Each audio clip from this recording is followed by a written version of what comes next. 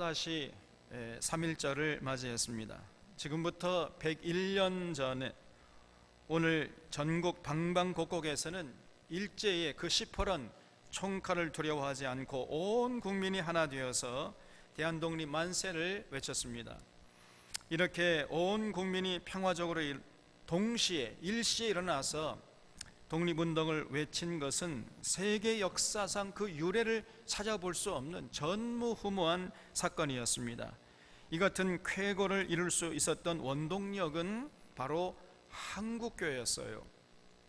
한국교회가 이 3.1 운동에 아주 깊숙이 개입해서 교회의 모든 인프라를 제공해 주었기 때문에 3.1 운동이 가능할 수 있었던 것입니다.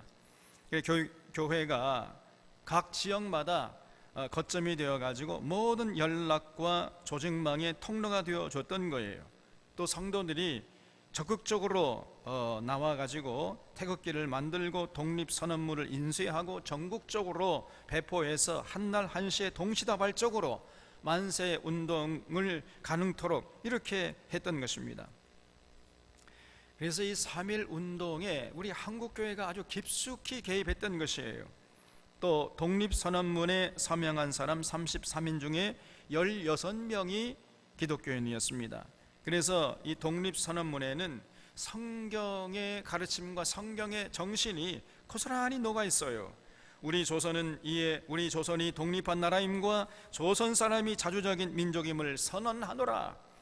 이렇게 시작되는 독립선언문은 당당하게 전 세계에 우리 민족의 독립을 선포하고 있습니다. 이 독립선언문을 읽어보면요, 정말 명문이에요. 명문 중에 명문입니다. 그리고 여기에는 생명의 향기가 진하게 진동을 해요. 무엇보다도 여기에는 평화의 정신이 담뿍 담겨 있습니다. 한 나라가 다른 나라를 무력으로 침략하고 힘으로 억압하는 것은 이 하나님 앞에 큰 죄라는 이 사실을 아주 분명하게 지적하고 있습니다. 오늘 우리의 할 일은 다만 자기 건설이 있을 뿐이요 결코 남을 파괴하는 데 있는 것이 아니로다. 엄숙한 양심의 명령으로서 자기의 새 운명을 개척하며 결코 묵은 원한과 한때의 감정으로서 남을 시기하고 배척하는 것이 아니로다. 낡은 사상과 낡은 세력에 얽매여 있는 일본 정치가들의 공명심에 희생된 부자연스럽고 불합리한 그릇된 상태를 고쳐 바로잡아 자연스럽고 합리적인 바른 길, 큰 으뜸으로 돌아오게 함이로다. 이렇게 선포하고 있습니다. 얼마나 당당한 모습입니까, 여러분? 거사를 일으킨 이유가 억울함을 하소연하고 그래서 배척하겠다는 미움에서가 아니고 평화를 해치는 것이 잘못이고 바로 그 잘못된 것을 바로잡기 위함임을 분명히 하고 있는 것입니다. 이런 모습을 우리 하나님께서 원하시고 계시는 것이죠. 하나님은 모든 개인과 공동체와 나라와 민족이 서로 도와가면서 더불어 사는 모습을 보시기를 원하시는 것입니다. 그래서 더불어 살기를 원하시는 것이죠. 이것이 하나님의 변치 않는 뜻인 것입니다. 이런 하나님의 뜻이 독립선언문에 아주 고스란히 배어 있어요. 그래서 이렇게 3.1 운동이 이제 벌어지고 나니까 일제가 제일 처음에는 정신을 못 차리고 있다가 정신을 차린 다음에 도대체 이 3.1 운동이 어떻게 가능했을까? 이 3.1 운동의 배후에 과연 누가 있는가? 이 정신을 차리고 그 배후를 조사해 보니까 바로 한국교회가 있었던 것입니다. 그래서 이제 이 일제가 본격적으로 교회를 핍박하기 시작한 거예요. 3.1 운동이 일어난 해에 그래서 우리 장로교단에서 끌려간 성도만 3,804명이었습니다. 우리 장로교단만, 감리교단, 성결교단, 무슨 다른 또 무슨 교단 말고 우리 장로교단에서만 잡혀간 사람들이 3,804명이었어요. 이들은 감옥에 갇혀가지고 아주 혹독한 고문을 당해야 했습니다. 잡혀간 목사님들과 장로님들도 우리 장로교단에서만, 당시에는 합동이고 통합이고 그런 거 없었으니까 우리 예수교 장로회 그 장로교단에서만 장로님들, 목사님들이 336명이 잡혀갔어요. 또 총에 맞아 죽은 성도가 41명이었습니다. 우리 장로교단에서만. 그리고 감옥에서 매맞아 죽은 성도가 6명이었어요. 그리고 파괴된 교회당이 무려 82곳이었습니다. 일본 경찰이 교회당에 와가지고 불을 질러버리고 목회자와 교인들은 닥치는 대로 잡아가서 고문하고 죽였어요. 경기도 화성에 있는 제암리 교회는 갑자기 일본 경찰들이 들이닥쳐가지고 교회당에 불을 지르고 교인들 그 안으로 다 교회당 안으로 들어가게 한 다음에 밖에서 불을 질러버린 것입니다. 그래서 이 교인들 29명이 그 교회당 안에서 그냥 다 죽어버렸어요. 끔찍한 만행을 저질렀습니다, 일제가. 그래서 3.1운동 당시 한국교회는 강도 만나서 신음하던 이 민족의 아픔을 외면하지 않고 그 아픔에 동참해서 민족의 십자가를 짊어졌던 건강한 교회였던 것입니다. 그런데 그 3.1운동 후의 교회가 어떻게 되었습니까? 3.1운동의 결과로 더욱 독립운동에 관심을 갖고 투쟁하는 세상 단체들은 우죽순처럼 생겨나기 시작했어요. 3.1운동을 전후해서 국내외에서 7개의 임시정부가 수립되었습니다. 그리고 상해 임시정부는 3.1운동이 있은 지 약 한 달 후인 1919년 4월 13일에 수립이 되었어요. 그러다가 같은 해 1919년 9월 11일에 여러 곳에 흩어져 있던 임시정부들이 상해 임시정부를 중심으로 통합이 되었던 것입니다. 그래서 대한민국 임시정부가 되었던 거예요. 그러니까 3.1운동은요 결단코 실패한 운동이 아니었던 것입니다. 3.1운동을 시발점으로 해서 독립운동에 대한 본격적인 투쟁이 거국적으로 발화되었던 것입니다. 이런 면에서 3.1운동에 적극적으로 동참했던 한국교회는 독립운동에 큰 밑거름을 제공했다는 긍지와 자부심을 가질 만한 충분한 이유가 있었던 것이에요. 그러나 3.1운동 후에 한국교회는 안타깝게도 3.1운동을 기점으로 해서 서서히 변질되기 시작했습니다. 그래서 현세에서 내세로 신앙의 무게중심을 옮겨서 세상 한복판에서 빛과 소금의 역할을 감당할 생각을 버리고 그저 죽은 이후에 가게 되는 천국에 대해서 내세에 대한 관심으로 기울어져 버렸던 거예요. 주권을 잃은 나라에 대한 좌절과 서러움을 저 피안의 세상을 바라보는 신앙으로 대신하려고 했던 것입니다. 그래서 3.1운동 이후의 교회는 독립운동에 대한 헌신과 투쟁은 전부 외면해버리고 그래서 길선주, 김익두, 이용도 등으로 대표되는 개인 회개운동으로 치우치게 되었고 그리고 결국은 신비주의에 빠져버리는 이런 우를 범하고 말았던 것입니다. 오늘날 우리는 이런 우를 다시는 범하지 말아야 하겠습니다. 우리의 신앙의 무게중심은 천국에 대한 소망을 가지면서도 천국에 대한 소망이 있으므로 내세에 대한 관심으로 기울어지는 것이 아니고 천국에 대한 소망이 있으므로 이 세상에서 빛과 소금의 역할을 감당하는데 거기에 신앙의 무게중심과 거기에 신앙의 관심이 가 있어야 하는 것입니다. 이것이 올바르고 건강한 교회의 모습이에요. 그러므로 이제 101년이 지난 지금 우리의 역사를 돌아보면서 우리가 어찌해서 일제의 식민지로 전락했는지 그리고 오늘날 이 나라가 진실로 독립된 나라요 평화로운 나라가 되기 위해서 오늘 우리 믿는 자들이 과연 무엇을 해야 할 것인지를 우리는 반드시 돌아봐야 하겠습니다. 이런 문제의식을 가지고 오늘 말씀 아모스 5장 21절을 다시 보겠습니다. 그 아모스가 활동하던 당시는 북이스라엘 왕 여로보암 2세가 통치하던 시대였어요. 21절에 내가 너희 절기를 미워하여 멸시하며 너희 성회들을 기뻐하지 아니하나니 너희가 내게 번제나 소제를 드릴지라도 내가 받지 아니할 것이요 너희의 살찐 희생의 화목제도 내가 돌아보지 아니하리라. 너의 노래소리를 내 앞에서 그칠지어다. 내 비파소리도 내가 듣지 아니하리라. 오직 정의를 물같이 공의를 마르지 않는 강같이 흐르게 할지어다 그랬어요. 당시 이스라엘 백성들은요 열심히 모여서 절기를 지키고 성회를 베풀었습니다.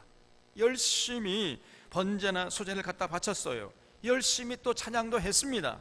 그런데 문제는 하나님이 그들의 제사와 그들의 제물과 그들의 찬양을 전혀 기뻐하시지 않았다는 것이에요. 아니, 오히려 그들이 예배 드리면 드릴수록 우리 하나님은 더욱 분노하셨습니다. 왜 그래요? 저들이 열심히 예배 드렸지만은, 그러나 그 삶 속에서 정의로운 사회, 공의로운 사회를 만드는 데에는 전혀 관심 갖지 않고 거기에 헌신하지 않았기 때문이었어요. 그래서 여기 이 아모스가 얘기했던 이 정의와 공의, 이 정의라는 것은 법을 정직하게 집행하는 것입니다. 이것이 정의예요. 돈 있는 자, 뇌물 갖다 바치면은 무조건 죄 없다 하고, 권력자나 기득권자들에게는 법이 흐물흐물하고, 돈이 없거나 뇌물 갖다 바치지 않고 일반 서민들에게는 법이 엄격하게 적용되고, 이거는 정의가 사라진 것이죠. 정의는 법을 정직하게 올곧게 집행하는 것을 말하는 것입니다. 그리고 공의라는 것은 법이 올바로 집행될 때의 결과를 말하는 거예요. 그래서 법이 정직하게 집행이 되면 억울한 사람이 사라지게 되는 것입니다.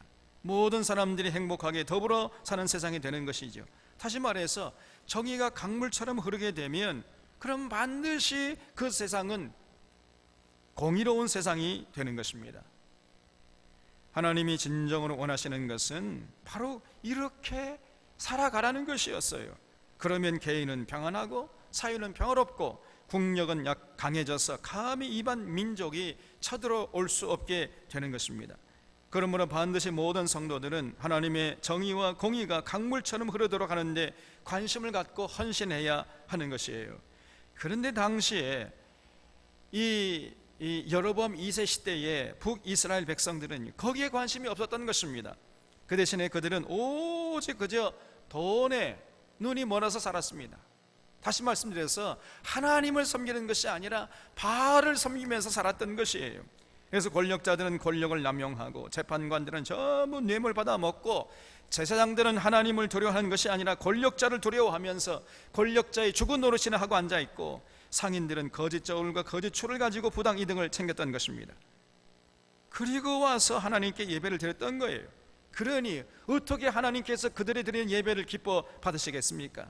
아니, 하나님이 실망에 실망을 거듭하시다가 마침내 분노하셨던 것이에요.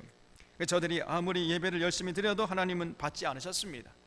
오히려 하나님이 저들의 절기들과 성회들을 미워하고 멸시하셨던 거예요. 그러다가 결국 북이스라엘은요, 얼마 못 가서 그저 아수르 제국의 침략을 받아가지고 결국은 끊임없이 아수르 제국의 침략을 받다가 결국 BC 721년에, 지금부터 2721년 전에 아수르의 살만 에셀이라는 사람에게 침략을 당해가지고 역사의 무대에서 완전히 사라져버리고 말았던 것입니다.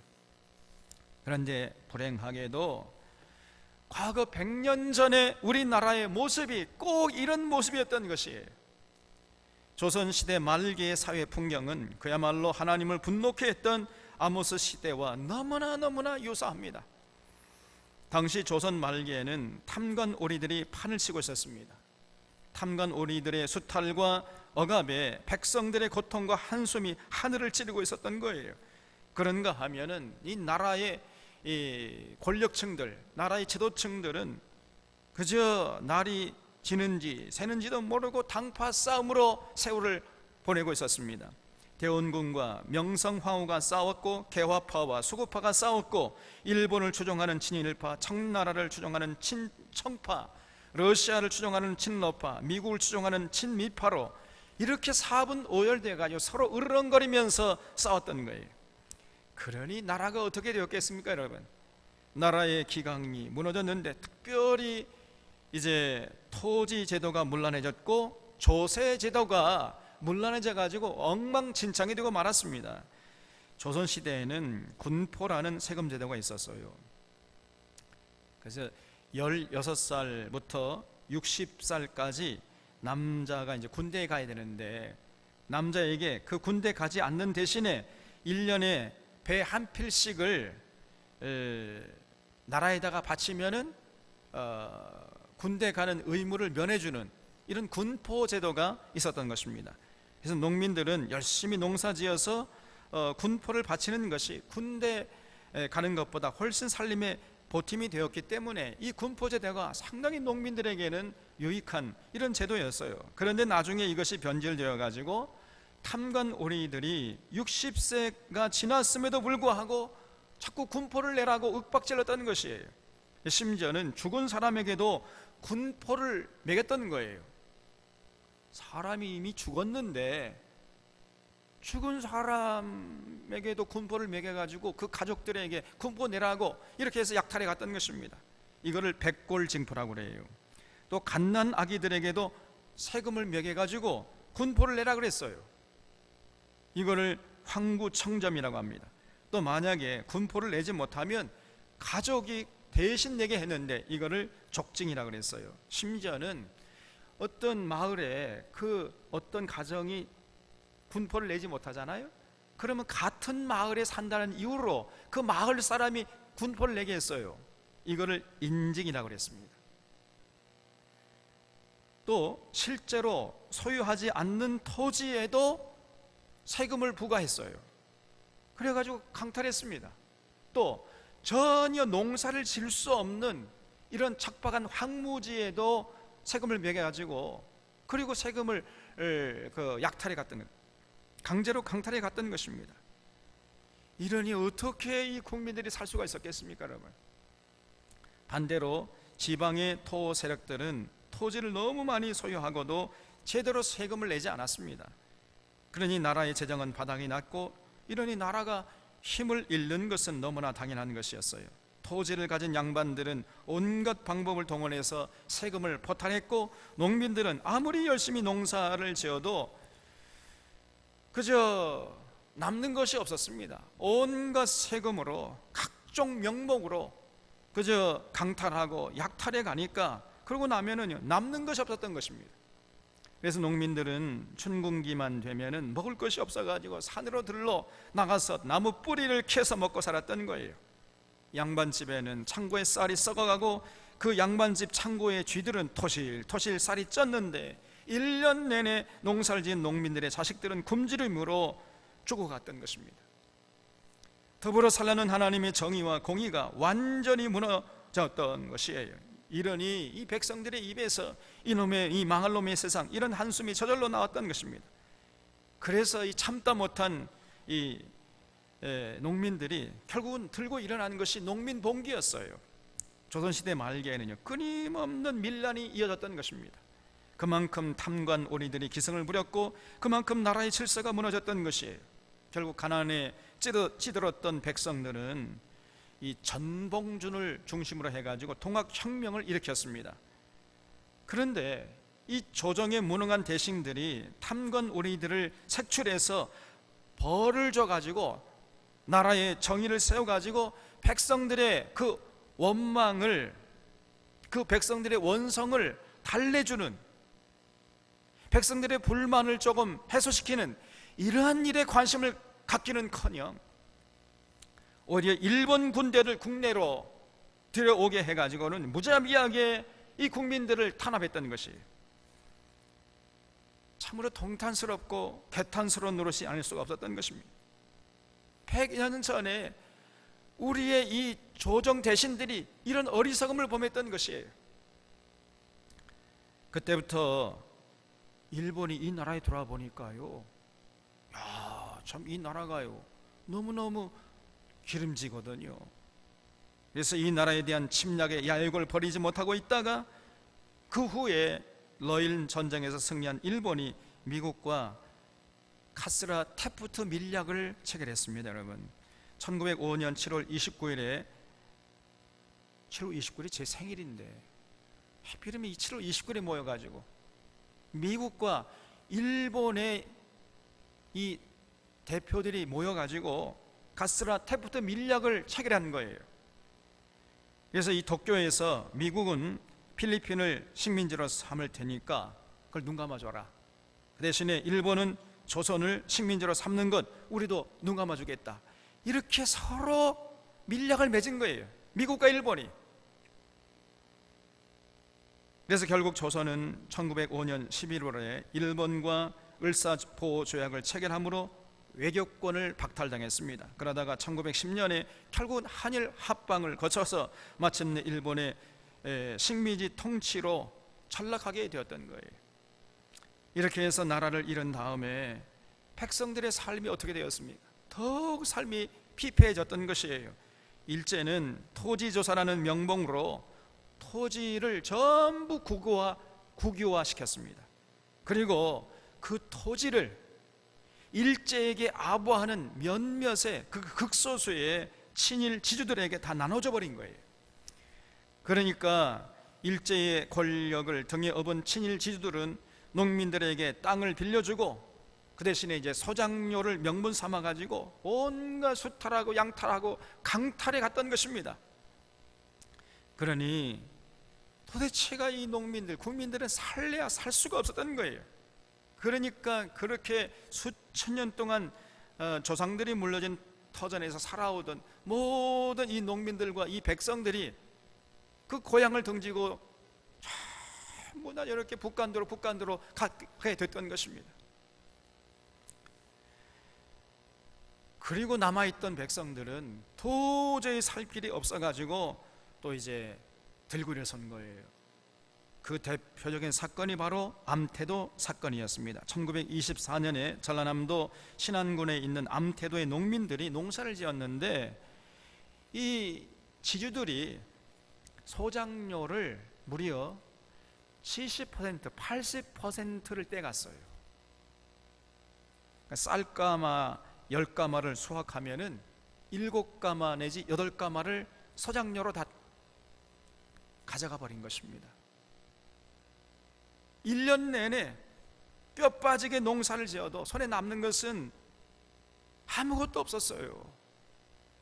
게다가 소장료라고 받은 그 가마니를 열어보니까요, 고구마였는데 그 고구마 가마니를 열어보니까 고구마가 들어있지 않고 고구마 들어있는 거 약간 몇 개 들어있어. 그 들어있는 것마저 다 썩어버렸어요.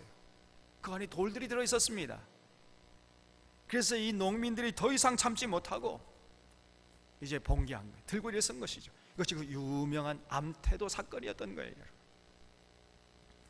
이런 못된 짓을 저질렀어요. 이 지주들이 일제를 등에 업고 더불어 살기를 바라시는 하나님의 정의와 공의가 완전히 사라지고 일제의 부역자들이 떵떵거리고 사는 악한 세상이 되어버렸던 것입니다.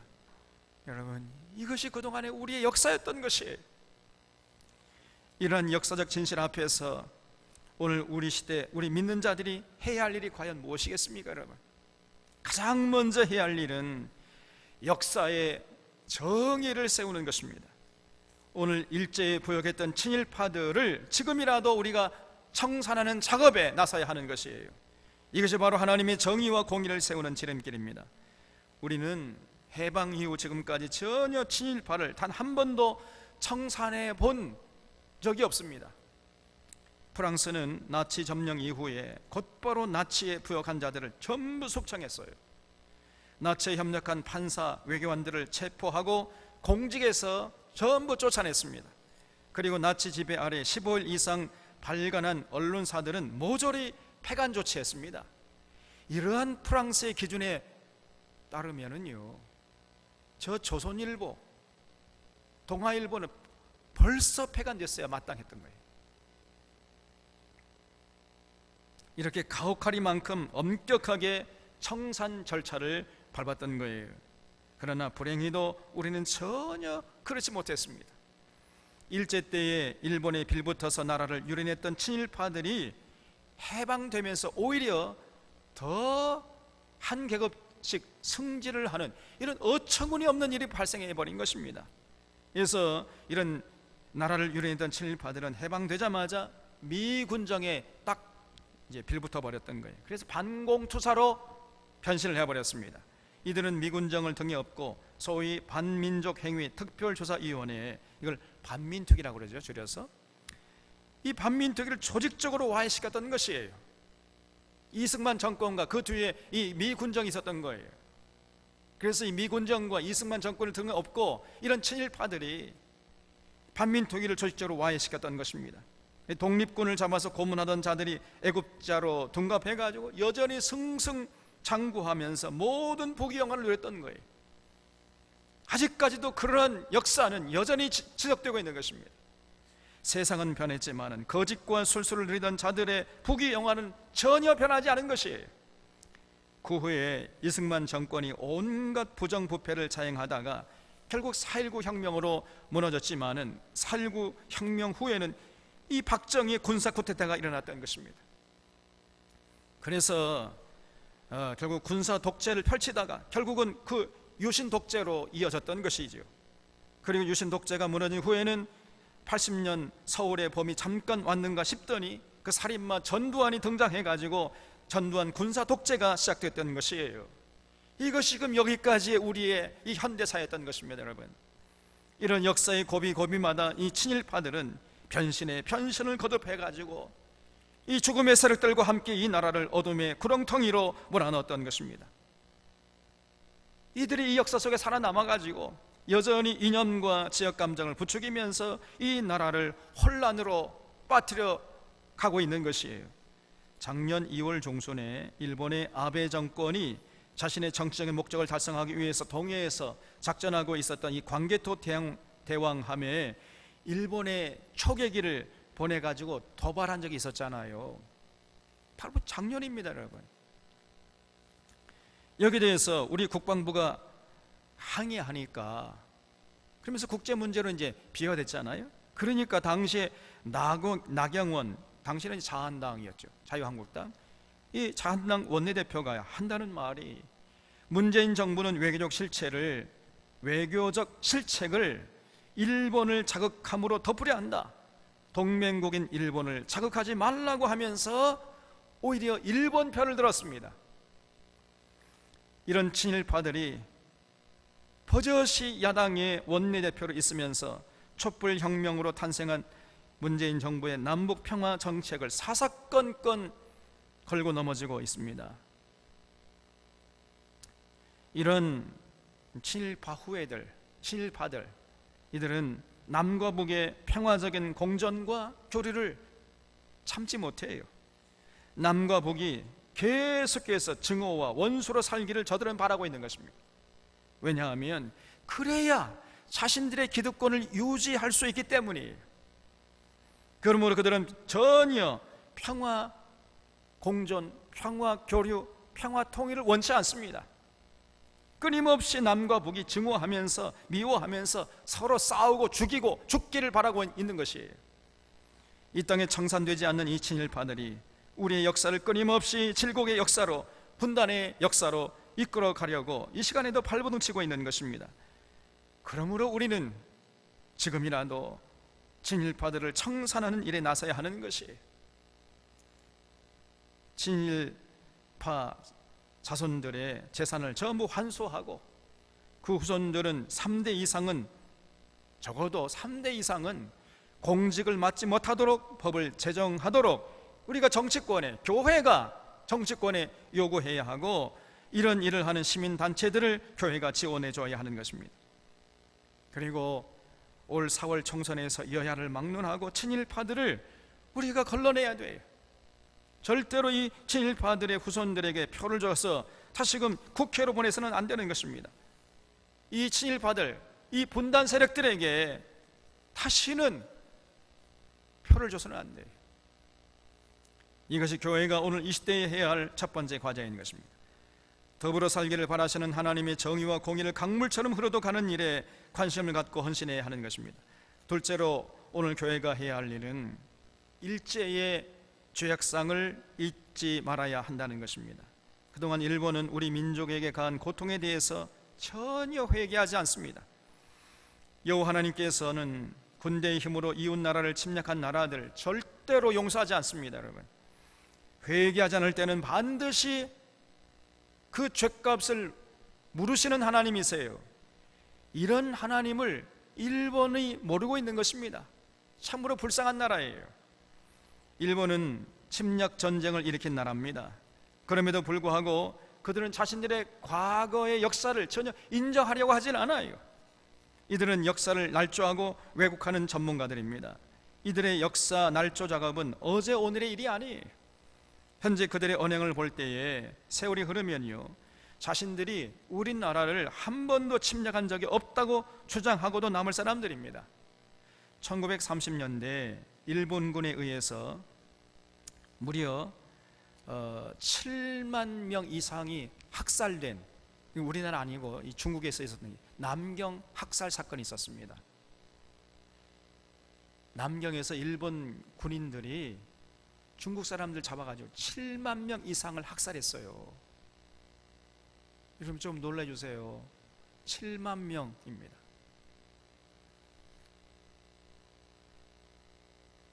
거기는 아이들도 있었고요, 임산부들도 있었습니다. 이 인간이라고 할 수가 없는 거예요. 어떻게 이런 사람들을 인간이라고 할 수 있습니까? 그런데 이 남경 대학살 사건을 일본은 아예 일어나지도 않았던 사건으로 주장했어요. 그래서 교과서에서도 일본 교과서에서 완전히 삭제해버렸습니다. 그러나 다행스럽게도 한 미국인 목사가 당시 현장을 찍은 사진을 갖고 있다가 공개했어요. 만약에 그 목사님의 증거가 없었다면 남경 대학살은 아예 일어나지도 않았다는 일본의 주장에 속수무책으로 당할 뻔했던 것입니다. 이런 사람들이 일본 사람들이 1920년 일본군이 간도에 사는 한국인들을 무차별 학살한 훈춘 참사 사건이 또 있었습니다. 이것도 저는 완전히 부정하고 있습니다. 또 새누루 바위 참사 사건 등도 마찬가지 전혀 없었던 사건으로 주장하고 있는데, 다행스럽게도 캐나다 선교사들이 갖고 있던 자료들을 공개함으로 만천하에 드러나게 된 것이에요. 만약에 그들이 아니었더라면 사건 자체가 완전히 부정당할 뻔했던 것입니다. 일본의 지도층들은 지금도 대부분 일본이 한반도를 침략한 사실이 없다고 강변하고 있습니다. 그리고 그렇기 때문에 일본의 대부분의 국민들도 이 사실을 지금 모르고 있어요. 역사 교과서를 왜곡하고 있기 때문입니다. 자신들의 그 악랄한 역사를 후손들에게 가르치고 있질 않아요. 그래서 일본인들은 한국에 대한 미안한 마음이 전혀 없는 것입니다. 위안부 문제만 해도 관련된 문서들이 속속 발견되기 전만 해도 일본은 위안부라는 것은 아예 없었다 이렇게 최근까지 강변하지 않았습니까?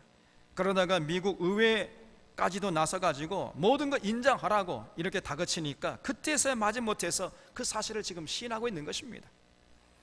일어났던 사건을 시인하는 데만 해도 60년 이상이 걸린 것이에요. 그러나 현재 일본 정부는 2015년도에 박근혜 정부 시절의 한 배상으로 이제 배상 책임이 끝났다고 강변하고 있습니다. 그래서 신일철 주금과 미쓰비시 중공업 등의 일본 회사가 일제시대 때에 우리 선조들을 강제로 징용으로 끌고 가서 배상하지 않은 것에 대해서 우리 대법원에서 이거는 아직 유효기간이 끝나지 않았다, 배상하라 이렇게 판결을 내리니까 여기에 대해서 일본이 그냥 빨끈하고 일어선 거 아닙니까? 그래서 그것은 이미 65년 전에 체결한 한일 청구권 협정으로 끝난 것이다 이러면서 이제 강변하고 있는 것이에요. 저 아베 정권이 전혀 회개하고 있지 않는 것입니다. 여러분, 이것이 일본의 실체예요. 적반하장도 유분수지. 지금 저 사람들이 또 무슨 짓을 하고 있습니까? 독도를 자기들 땅이라고 그래요. 그러면서 호시탐탐 이 땅에 대한 미련을 버리지 못하고 있는 것입니다. 거기서 그치는 것이 아니고 나아가서 일본은 지금 군사 대국화의 길로 나아가고 있어요. 2015년 9월에 일본의 아베 정권이 집단적 자위권이라는 법을 통과시켰습니다. 그래서 일본뿐 아니라 동맹국이 침략을 받을 때 일본 군대를 파견할 수 있다 이런 법을 통과시켜버린 거예요. 자위대가 한국 정부의 동의 없이 한반도에 상륙할 수 있는 길이 열린 것입니다. 여러분, 정말 우리가 이제 경계해야 돼요. 현재 한국군의 전시작전권은 한국 대통령이 아닌 연합군 사령관의 실체는 사실은 주한미군 사령관이죠. 그러니까 주한미군 사령관이 유사시에는 그 한국군의 작전권을 가지고 있게 되는 겁니다. 여러분, 그러면 미군이 군사작전상의 이유로 일본 자위대에 한국 상륙을 허락할 경우에 한국이 절대로 이를 거부할 수가 없어요. 유사시에는 모든 군사 통제권이 미군에게 가 있기 때문에 우리가 어떻게 할 수가 없는 것입니다. 참으로 통탄스러운 노릇이에요. 역사적 상황이 이렇게 돌아가고 있음에도 불구하고 우린 전혀 국민들이 이 사실을 모르고 있을 뿐 아니라 과거 우리의 역사를 기억하려 하지도 않아요. 일제의 끔찍한 죄악을 애써 외면하고 잊어버리려고 하는 것입니다. 아닙니다, 여러분. 절대 일제의 만행을 잊어버려서는 안 되는 거예요. 왜입니까? 우리가 일본을 증오하기 위함이 아니고 우리 다시는 일본의 식민지로 전락하지 않기 위함이요, 하나님이 기뻐하시는 정의로운 나라, 공의로운 나라를 세우기 위함인 것입니다. 여러분, 이스라엘은 지금도 이 독일의 나치 정권이 저지른 대학살의 만행을 기억하려고 몸부림치고 있습니다. 그래서 제가 늘 말씀드리지만은 예루살렘에 가면은 유대인 학살 기념관이 있어요. 여기는 그들이 독일에게 당했던 그 만행, 그 부끄러운 역사, 수치스러운 역사를 고스란히 전시해 놓고 있습니다. 그 안에 들어가면요, 처형된 유대인들을 나라별로 분리해 놓았어요.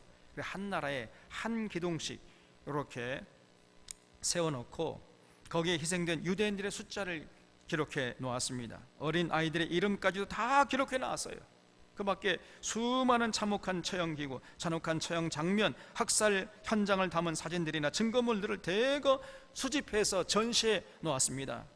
한마디로 유대인 학살 기념관은 유대인들이 당한 수치를 한 군데에 총 집결시켜 놓은 장소라고 할 수 있어요.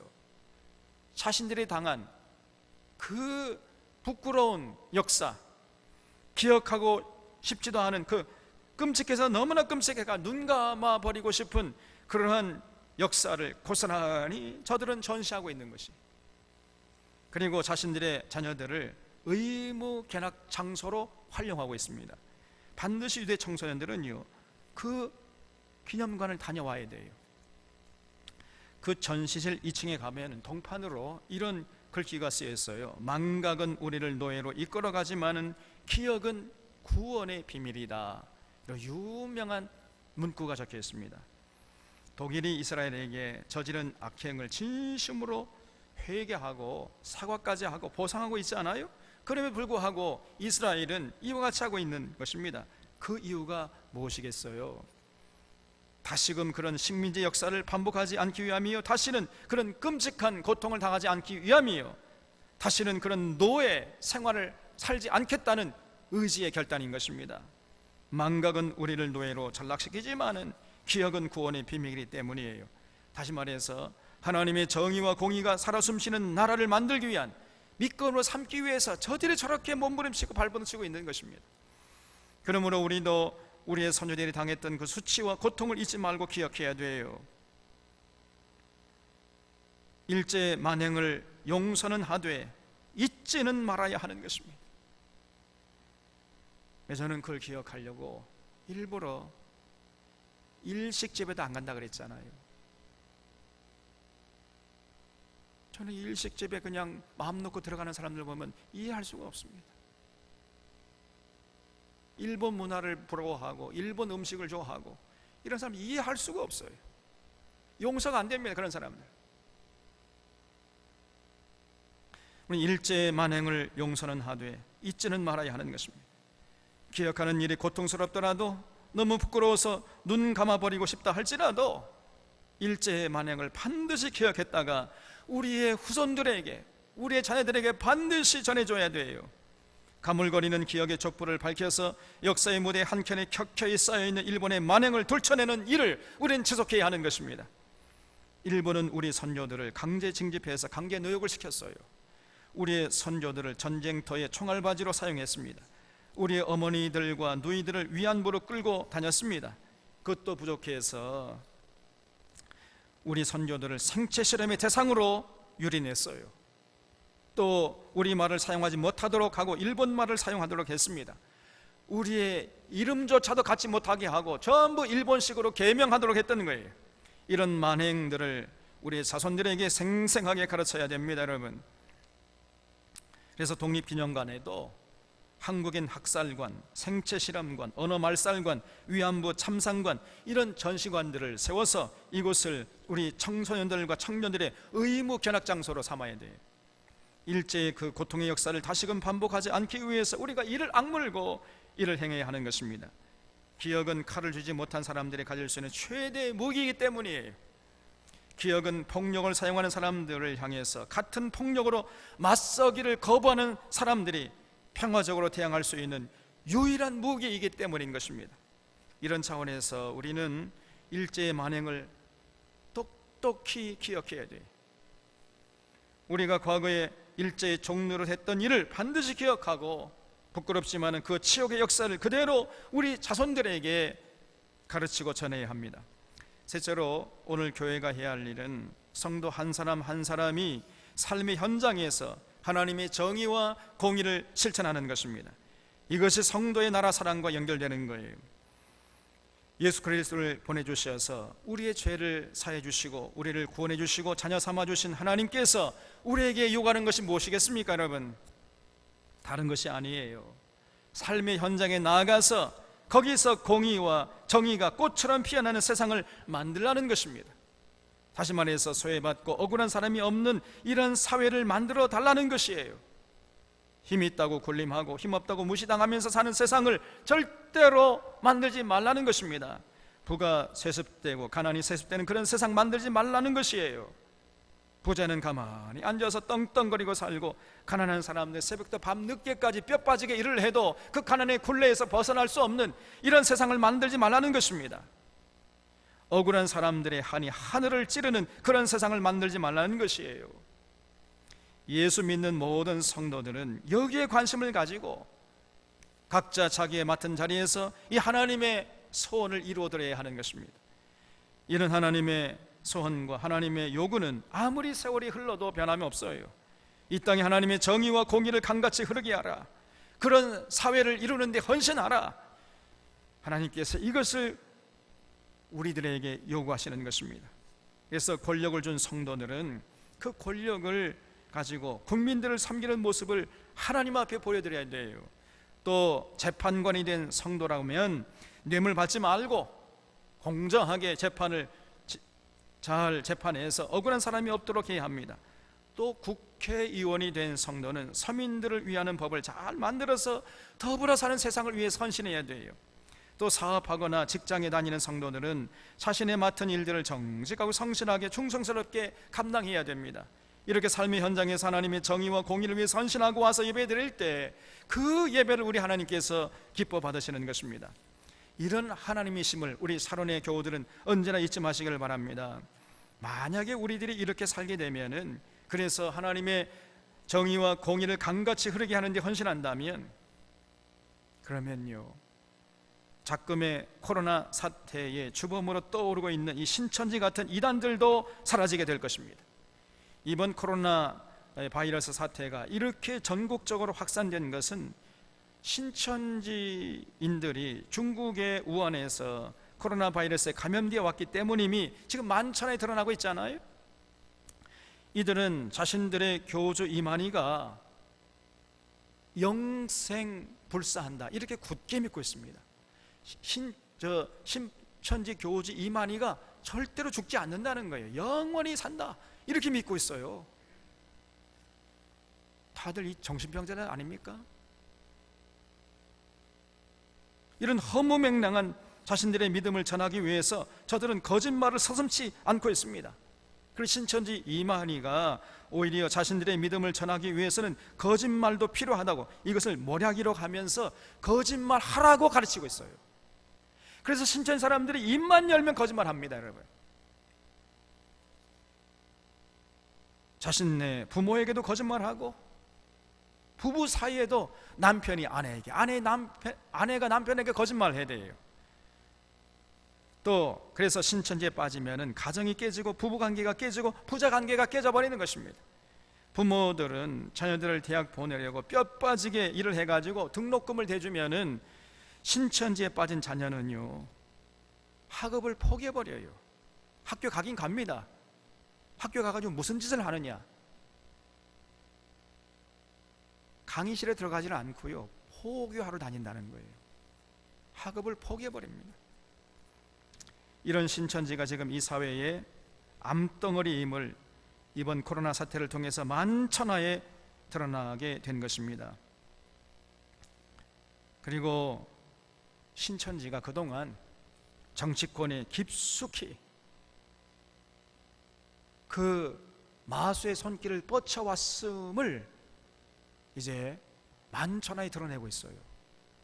특별히 박근혜 정부 시절 때에 그 박근혜 정권에 빌붙어 있던 이런 정치인들에게 굉장히 많은 어떤 손길을 뻗쳐왔다는 것이 지금 점점 드러나고 있는 것입니다. 그러니 이 박근혜 정권이 어떻게 병들지 않을 수가 있었겠습니까, 여러분? 그래서 국정농단으로 결국은 역사의 죄인으로 판명나지 않았습니까? 그러나 사실 신천지는 역설적으로 한국교회의 타락의 반증이에요. 여기에 우리의 책임이 있는 것입니다. 한국교회의 타락이라는 습지에서 자라난 곰팡이들이 바로 신천지예요. 이번에 코로나 바이러스로 인해서 밝혀졌습니다마는 지금 신천지가 전국적으로 31만 명이 된다는 거예요. 그런데 사실 이 숫자도 믿을 만한 것이 못 된다는 것이 전문가들의 얘기입니다. 그래서 드러나서는 안 되는 인물들은 전부 빼돌렸다는 거죠. 이렇게 전문가들이 진단하고 있어요. 그러니까 지금 어마어마한 숫자가 이런 신천지 폐륜 집단에 빠진 겁니다. 근데 사실은요, 이들이 전부 한국교회 교인들이었던 겁니다, 여러분. 그러면 이들이 어쩌다가 저런 회개망측한 폐륜 집단의 그 신천지에 빠지게 된 겁니까? 교회가 타락했기 때문이에요.